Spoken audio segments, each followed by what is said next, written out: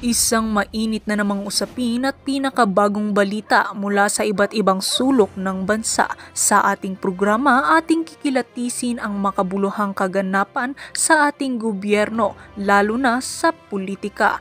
Tayo ay magbibigay linaw at magbibigay kaalaman sa mga mahahalagang isyu na dapat nating malaman at pagtuunan ng pansin. Ito ay magbibigay linaw sa ating mga kaisipan upang maging wais sa pagboto sa mga susunod pang mga eleksyon.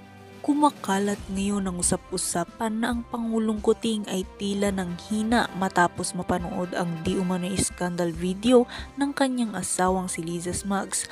Ang mga aligasyong ito ay nagdulot ng kaguluhan at nagbigay diin sa lumalalang kontrobersya na bumabalot sa pamilya ni Kuting. Dahil sa matinding pressure na dulot ng insidenteng ito, may mga balitang naglalabasan na ang Pangulo ay nag-iisip na mag-resign sa kanyang posisyon. Ang mga espekulasyon na ito ay nag-ugat sa mga pahayag ng ilang eksperto sa politika at mga taga-suporta ng oposisyon na nagsasabing ang isyong ito ay maaaring makaapekto sa kredibilidad ng administrasyon at sa tiwala ng mga mamamayan. Samantala, ang mga netizens ay nagbigay ng iba't ibang reaksyon hinggil sa balitang ito. Maraming mga tao ang nagtataka kung totoo nga ba ang mga aligasyon, habang ang iba naman ay nagmumungkahi na ang insidenteng ito ay isang bahagi ng mas malaking estratehiya upang siraan ang administrasyon. Sa mga nakaraang taon, nakita na ang mga lider ng bansa ay may mga isyu na nagdudulot ng pagkakabahagi ng publiko.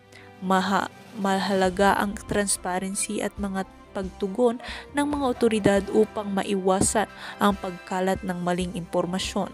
Sa harap ng mga aligasyong ito, inaasahan ang isang pahayag mula sa palasyo upang linawin ang sitwasyon at tugunan ang mga usaping naglalabasan. Ang mga mamamayan ay umaasa na maipapahayag ng Pangulo ang kanyang paninindigan sa kabila ng mga hamon na dala ng mga isyong ito.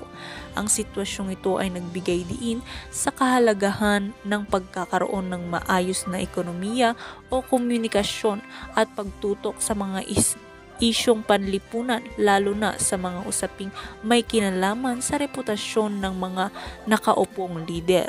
Dahil nga sa pangyayaring ito, hindi napigilan ng mga netizen na maglabas ng kanilang saloobin sa isyong ito. Ayon nga sa isang netizen, kayo naman Senator Villanueva, sir, dapat i-audit ninyo iyong food control.